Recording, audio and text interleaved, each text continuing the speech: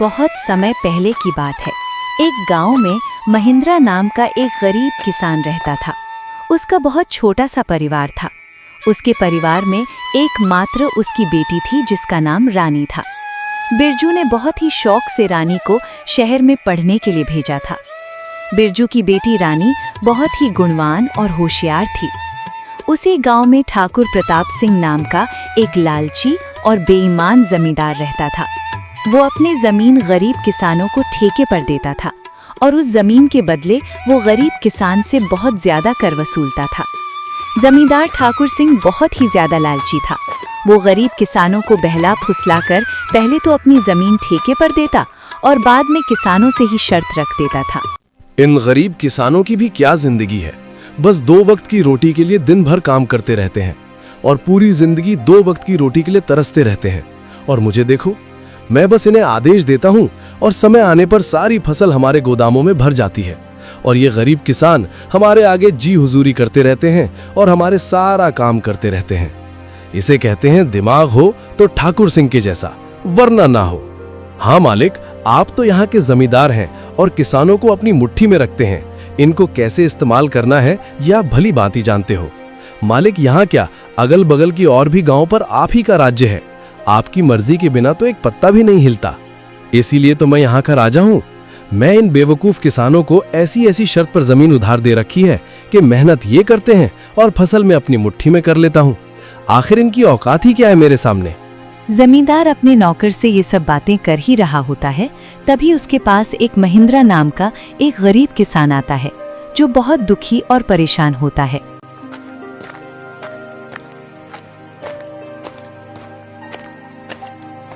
मालिक, मैंने सुना है कि आप किसानों को जमीन ठेके पर देते हो। अरे हाँ भाई, तुमने बिल्कुल ठीक सुना है। मैं अपनी जमीन किसानों को ठेके पर देता हूँ। मालिक, आप मुझे भी अपनी जमीन ठेके पर दे दीजिए।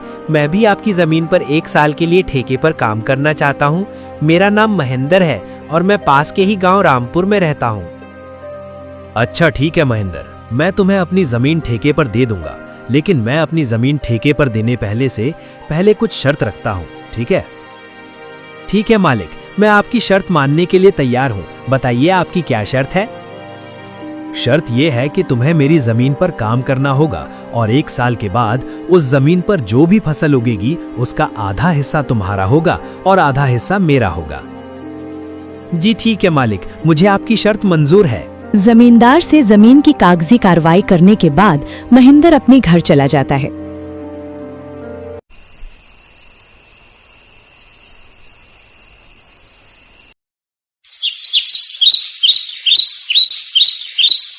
और अगले दिन खेती करने के लिए उस खेत में पहुंच जाता है।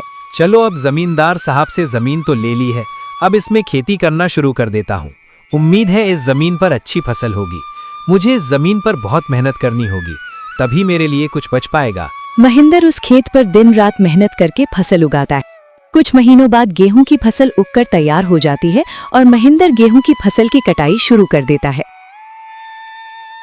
महेंद्र के उगाए हुए फसलों की खबर जमींदार ठाकुर सिंह के कानों तक पहुंचती है।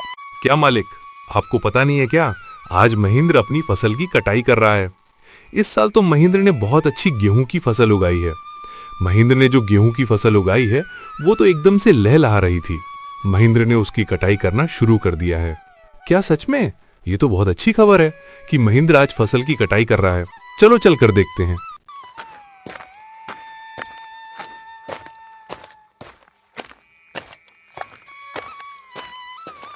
इस बार तो गेहूं की फसल बहुत अच्छी हुई है। अगर आधी जमींदार साहब भी ले जाएंगे तो फिर भी मेरे पास कुछ तो बच ही जाएगा। अरे महेंद्र, तुमने तो फसल तैयार कर दिया और इस बार की फसल तो बहुत अच्छी लग रही है देखने में। हाँ मालिक, इस बार मैंने गेहूं की फसल लगाई है। इतनी अच्छी गेहूं की फसल उगाने के लिए इस बार मैंने अपना खून पसीना एक कर दिया है। मैंने दिन रात मन लगाकर इस खेत में बहुत मेहनत की है, तब जाकर इतनी अच्छी फसल हो पाई है। इसलिए अब तो मैंने कटाई भी शुरू कर दी है। अरे ओ महेंद्र, ये तो मेरी उपजाऊ जमीन का कमाल है। तुम्हारी मेहनत से कुछ नहीं हुआ है, उपजाऊ जमीन के कारण इतनी अच्छी फसल हुई है। तुम्हारी मेहनत हो या ना हो, फसल तो अच्छी होनी ही थी। मालिक, खेत भले ही उपजाऊ हो, अगर उसमें मेहनत नहीं होगी तो फसल कैसे उगेगी? मैंने बहुत मेहनत की है इस खेत में। ज्यादा मत बोल महेंद्र, मेहनत तो किराए के मजदूर भी करते हैं। असली कमाई का हकदार तो वही है जिसकी जमीन है। शर्त के मुताबिक जल्दी से मेरे फसल का आधा हिस्सा निकाल। चल जल्दी कर, मुझे बहुत सारे काम हैं, मुझे वापस भी जाना है। ये कहकर जमींदार महेंद्र से सारी गेहूं की अच्छी फसल लेकर चला जाता है और खराब फसल महेंद्र पास छोड़ देता है, जिसे देखकर महेंद्र मायूस हो जाता है।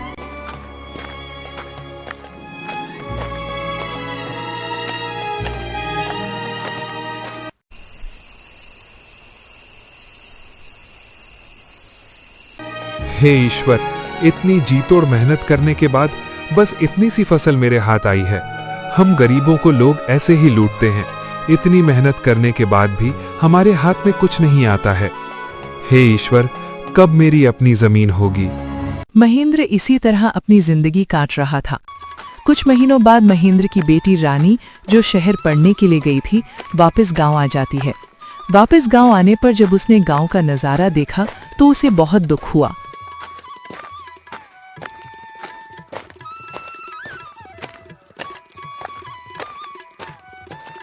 पिताजी, हमारे गांव का ऐसा हाल क्यों है? गांव के सभी लोग दुखी और परेशान नजर आ रहे हैं। आखिर बात क्या है? रानी बेटा, इस गांव में गरीब किसान की यही किस्मत है। जमींदार ठाकुर सिंह जैसे लोग हमारी गरीबी का फायदा उठाते हैं। मेहनत हम करते हैं और उसका फायदा जमींदार ठाकुर सिंह जैसे लोग खा जाते हैं। हमारे पास ना अपनी जमीन है और ना अधिकार। हम गरीब किसान बस मेहनत करते हैं और भूखे रहते हैं। किसानों की ऐसी दयनीय स्थिति को सुनकर रानी बहुत दुखी हो जाती है। पिताजी, आप चिंता मत कीजिए। अब मैं आ गई हूँ और ये अन्याय अब और नहीं चलेगा। आज से मैं आपके साथ खेतों में काम करूंगी और उस लालची जमींदार को उसी की शर्तों में बांध दूंगी।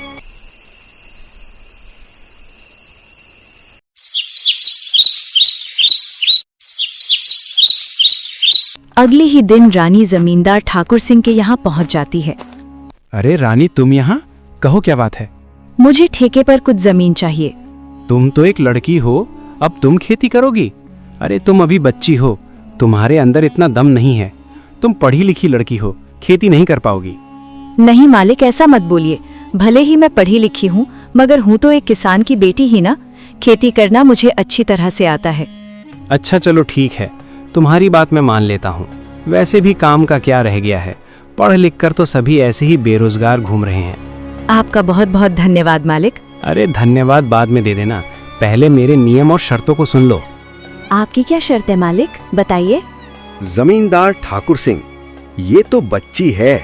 इस बार कुछ ऐसी शर्त बता देता हूँ जिससे इसकी सारी फसल मेरी हो जाएगी। वैसे भी इसके पिता महेंद्र साल में गेहूं ही लगता है, तो ये भी गेहूं ही लगाएगी। अच्छा रानी सुनो, तुम जो भी फसल लगाओगी उसका आधा हिस्सा मैं रखूंगा और आधा हिस्सा तुम रखोगी, लेकिन ऊपर का हिस्सा मैं रखूंगा और नीचे का हिस्सा तुम रखोगी। अगर तुम्हें मेरी ये शर्त मंजूर है तो बोलो।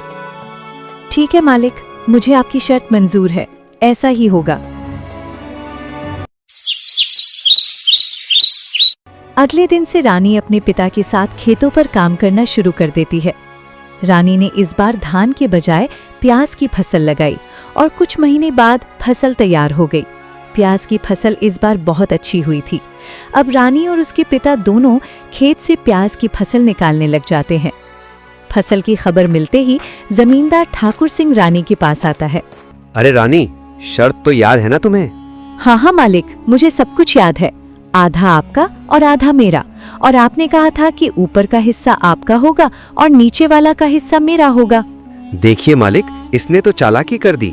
ये धान की फसल नहीं है, ये तो प्याज की फसल है। अरे ये क्या रानी, इस बार तुमने प्याज लगाया है? ये तो आप ही की शर्त थी मालिक, और आपने ही शर्त बताई थी, और अब आप ही शर्त मानने को तैयार नहीं हैं। अरे लेकिन मैं इस घास फूस को लेकर क्या करूंगा, जबकि सारे प्याज तो तुम ले रही हो। मालिक, मैं कुछ नहीं जानती, आप अपना ऊपर का हिस्सा ले जाइए। इस तरह अपनी चालाकी दिखाते हुए लाली ने बेईमान जमींदार को मुंह तोड़ जवाब दिया और सभी प्याज लेकर घर आ गई और घास फूस जमींदार के हिस्से छोड़ आई। मालिक, पूरे गांव में आज तक किसी ने भी आपसे चालाकी दिखाने की हिम्मत नहीं की, और ये महेंद्रा की बेटी रानी इतनी आसानी से आपको बेवकूफ बना गई। अरे ये महेंद्रा की बेटी मुझे क्या बेवकूफ बनाएगी, आने दो, इसे अगली बार उसे ऐसा सबक सिखाऊंगा कि मुझसे उलझने की कोशिश नहीं करेगी।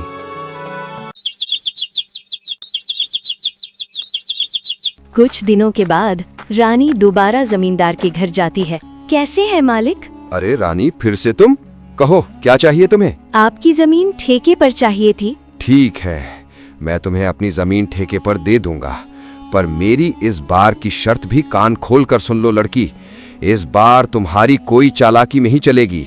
इस बार नीचे का हिस्सा मैं लूंगा और ऊपर का हिस्सा तुम्हारा होगा। क्या तुम्हें मेरी ये शर्त मंजूर है? मालिक, मुझे आपकी शर्त मंजूर है। मालिक, इस बार फसल के ऊपर का भाग मेरा ही होगा। इस तरह रानी जमींदार से बात करने के बाद घर आ जाती है। इस बार भी रानी दोबारा खेती करने की तैयारी में जुट जाती है। रानी इस बार टमाटर की फसल लगाती है। कुछ दिनों बाद टमाटर की फसल काफी अच्छी उगाती है। अरे वाह, इस बार तो टमाटर की फसल खूब अच्छी दिख रही है। मजा आ गया। आने दो उस बेईमान जमींदार को, तब उसे मजा चखाती हूँ।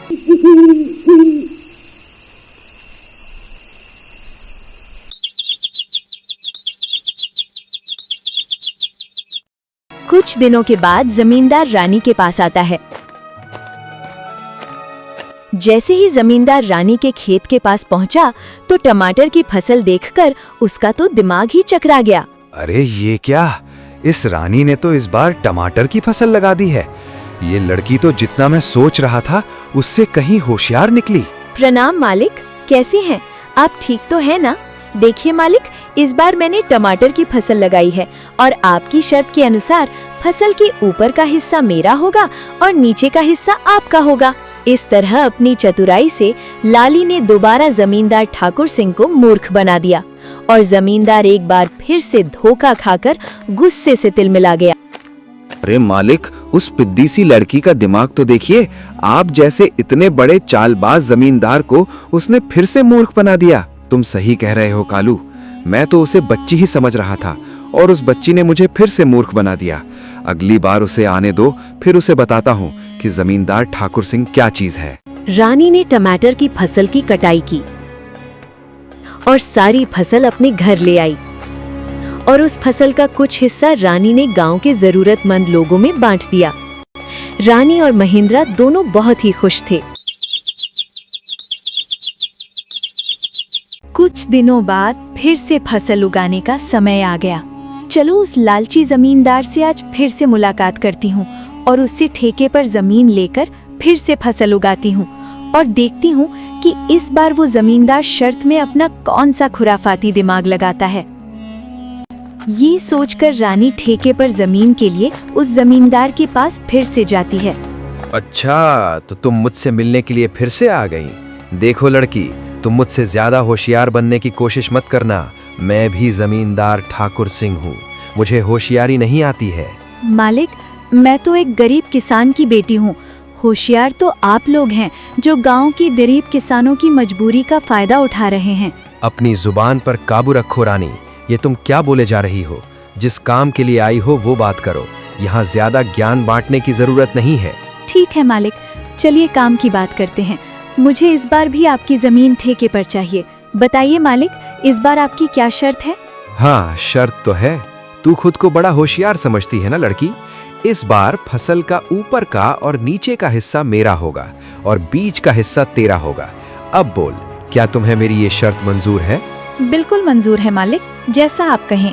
अच्छा ठीक है मालिक, तो अब मैं चलती हूँ, मुझे फसल उगाने की तैयारी भी करनी है। लालची जमींदार की बात मानकर रानी अपने घर चली जाती है और वो फिर से फसल उगाने की तैयारी में लग जाती है और इस बार वो गन्ने की फसल लगाती है। रानी बेटा, इस बार तुमने खेत में कौन सी फसल लगाई है? पिताजी, इस बार मैंने गन्ने की फसल लगाई है। फसल काफी अच्छी हुई है। इस बार भी आमदनी अच्छी होगी पिताजी। ये तो बहुत अच्छी बात है बेटा, तुम बस ऐसे ही मेहनत करती रहो। कुछ महीनों बाद लालची जमींदार और उसका नौकर दोनों रानी के पास आते हैं। मालिक, इस बार तो रानी का दिमाग ही चकराने वाला है। इस बार तो आपने शर्त ही ऐसी रखी है, ऊपर का हिस्सा आपका और नीचे का भी हिस्सा आपका। तुमने बिल्कुल सही कहा कालू, इस बार मैंने अपने दिमाग का 100% उपयोग करके ब्रह्मास्त्र छोड़ा है। मैं भी अब देखता हूँ वो किसान की बेटी रानी कैसे बचती है। इस तरह दोनों बातें करते हुए खेत के पास पहुंच जाते हैं और जैसे ही वो खेत के पास पहुंचते हैं तो देखते हैं कि इस बार रानी ने गन्ने की खेती की है। मालिक, ये रानी तो आपकी भी अम्मा निकली। देखिए जरा इस बार उसने कौन सी फसल लगाई है। अरे ये क्या, इस रानी में तो इस बार गन्ने की फसल लगाई। अब बताओ भला, ऊपर का और नीचे का हिस्सा मेरा होगा और बीच का हिस्सा उसका होगा। मतलब इस बार भी मेरे हिस्से में घास फूसी आनी है। मैं इस बार भी बेवकूफ बन गया, मान गया इस किसान की बेटी के दिमाग को। अरे मालिक, आइए आइए, कैसे हैं आप दोनों? आपस में क्या खुसुर फुसुर कर रहे हैं? अरे वाह, एक तो चोरी ऊपर से सीना जोरी। तुमने मुझे इस बार भी बेवकूफ बना दिया ना। नहीं मालिक, जरा मुझे भी तो बताएं कि मैंने आपको क्या बेवकूफ बनाया है। मालिक, आप तो गांव वालों को बेवकूफ बनाते हो। देखिए मालिक, इस बार मैंने गन्ने की फसल लगाई है और आपकी शर्त के मुताबिक इस फसल का ऊपर का और नीचे का हिस्सा आपका होगा और बीच का हिस्सा मेरा होगा। अरे ओ किसान की बच्ची, मालिक को ज्यादा होशियारी दिखाने की कोशिश मत करो। बेईमानी और मक्कारी में ये सबके बाप हैं बाप। ये खेत भी हमारा है और इसमें लगी फसल भी हमारी है। अरे ओ कालू, बस कर, ज्यादा चिल्लाने की जरूरत नहीं। शायद ये हमारी ही करनी का फल है। हमने गांव के भोले भाले किसानों को बहुत ठगा है और आज पहली बार किसी ने हमें ठगा है। इस लड़की ने हमारी आंखें खोल दी हैं। अब मैं समझ चुका हूँ कि बेईमानी का फल हमेशा बेईमानी ही मिलता है। इसलिए आज के बाद मैं किसी भी किसान को परेशान नहीं करूंगा और सभी किसानों को उनकी मेहनत का बराबर का हक दूंगा। जितनी भी किसानों की जमीन मेरे पास गिरवी है, मैं उनको सारे कागज वापस कर दूंगा और कभी भी उनकी गरीबी और लाचारी का फायदा नहीं उठाऊंगा। मालिक, आपने तो ये बहुत अच्छी बात कही है। एक किसान दिन रात मेहनत करता है अपने परिवार के लिए, मगर ना ही कभी वो अच्छे कपड़े पहनता है और ना ही कभी वो अच्छा खाना खा पाता है।